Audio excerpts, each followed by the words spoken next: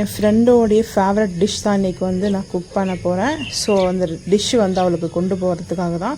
Favourite வந்து பார்த்தீங்கன்னா chicken liver fry செய்வது எப்படி பார்க்கலாம் வாங்க. காரசாரமாக வந்து பார்த்தீங்கன்னா லிவர் ஃப்ரை தான் வந்து பண்ண போகிறோம். ஃபஸ்ட்டு அடுப்பு ஆன் பண்ணிட்டு நான்ஸ்டிக் ஃபேன் வச்சுருக்கேங்க. இங்கே வந்து பார்த்தீங்கன்னா லிவர் வந்து க்ளீன் பண்ணி நல்லா வாஷ் பண்ணி வச்சுருக்கேன், மஞ்சத்தூள்லாம் வந்து சேர்த்து.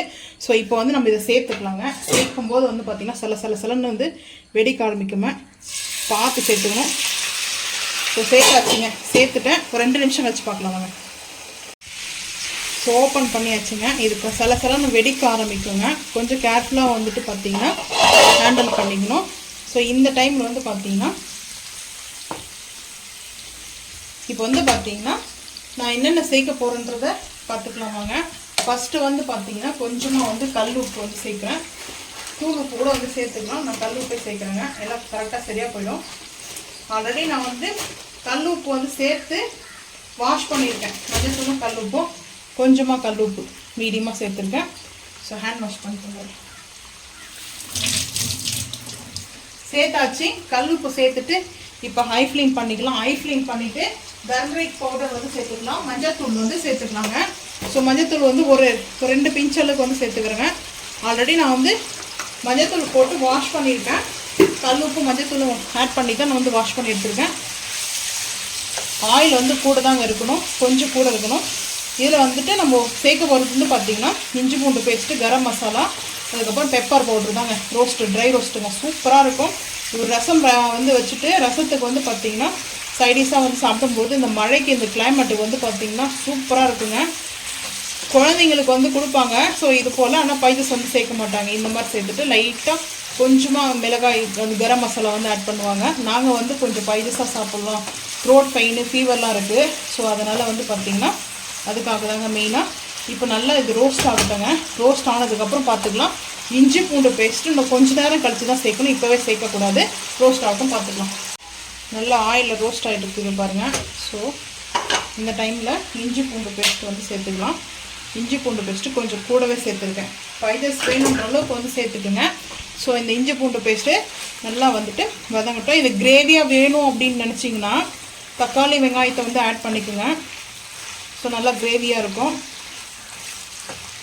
நாங்கள் அரைச்சிருக்கிற மசாலாவும் ஸோ இந்த மெயினாக இஞ்சி பூண்டு பேஸ்ட்டுமே பார்த்திங்கன்னா அவ்வளோ பக்காவாக இருக்குங்க. டேஸ்ட்டு அருமையாக இருக்கும். ஹை ஃப்ளேமில் தான் இருக்குது, சூப்பராக இருக்குங்க.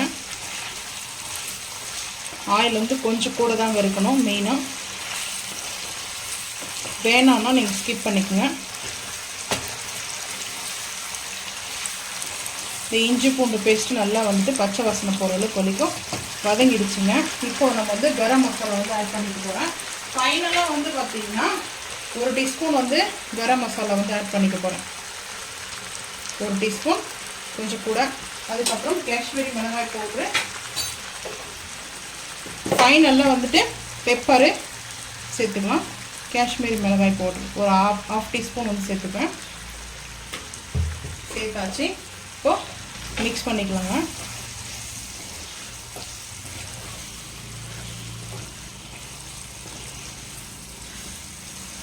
இந்த டைமில் கேப் வந்து போடக்கூடாது. கேப் போடாமலே நம்ம அப்படியே ஓப்பன்லேயே வைக்கணும். அப்போ தான் அந்த நல்லா ட்ரை ஆக ஆரம்பிக்கும். சிம்மில் இருக்கட்டும். ஹை ஃப்ளேம் பண்ணோம்னா டப்புன்னு வெடிக்க ஆரம்பிக்கும். ஸோ அதுதான் மெயின். நல்லா ஓப்பன் பிளேஸில் செய்கிறோம் இல்லையா, எங்கேயாவது விவசாயத்து நிலத்துலையோ இல்லை எங்கேயாவது ஓப்பனில் செய்யும்போது அப்போ வந்து பார்த்திங்கன்னா நல்லா ஹை ஃப்ளேமில் வைக்கலாம். ஸோ கிச்சனெல்லாம் வந்து பார்த்திங்கன்னா தெறிக்க ஆரம்பிச்சிருங்க. ஸோ அப்புறம் நான் தான் அதெல்லாம் வாஷ் பண்ணணும். ஸோ அதுக்காகவே நான் சிம்மில் வச்சுருக்கேன். ஸோ இப்போ நல்லா வந்துட்டு சிம்லேயே இருக்கட்டும். ஒரு 15 நிமிஷம் கழித்து பார்த்துக்கலாம் வாங்க. நல்லா ரெடி ஆகிடுச்சுங்க. இப்போ பெப்பர் வந்துட்டு சேர்த்துக்கிறேன். ஸோ எந்த அளவுக்கு பெப்பர் வேணுமோ அந்த அளவுக்கு வந்து சேர்த்துக்குங்க. நான் தேவையான அளவுக்கு வந்து பெப்பரை வந்து ஆட் பண்ணிக்கிறேன். ஸோ இப்போ ஹை ஃப்ளேம் பண்ணியாச்சு. ஹை ஃப்ளேம் பண்ணியாச்சு வந்து பார்த்திங்கன்னா நல்லா சூப்பராக ரோஸ்ட் ஆகிடுச்சிங்க. கொஞ்சம் ஆயில் கூட இருக்கிற மாதிரி தான் தெரியும். இது வந்து பார்த்திங்கன்னா நம்ம ரைஸ் அப்படியே மிக்ஸ் பண்ணி கூட சாப்பிட்டுக்கலாம். சாப்பிட்டு ஃபைனலாக ரசம் சாதம் கூட சாப்பிட்றதுக்கு சூப்பராக இருக்கும். ஸோ அவ்வளோதாங்க, ரெடி ஆகிடுச்சிங்க. பார்த்திங்கன்னா செம்ம சூப்பராக ரெடி ஆகிடுச்சு. இப்போ அடுப்பு ஆஃப் பண்ணிவிட்டேன். அடுப்பு ஆஃப் பண்ணிட்டு அப்படியே வந்து பார்த்திங்கன்னா மாற்றிக்கலாம்.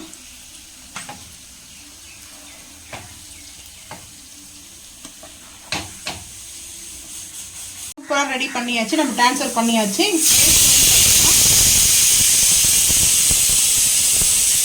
ரெடி பண்ணியாச்சு. டேஸ்ட் அல்டிமேட்டாக இருக்குங்க. ஸோ நீங்களும் இதே போல் வந்து செஞ்சு பார்த்துட்டு மறக்காமல் வந்து கமெண்ட் பண்ணுங்கள்.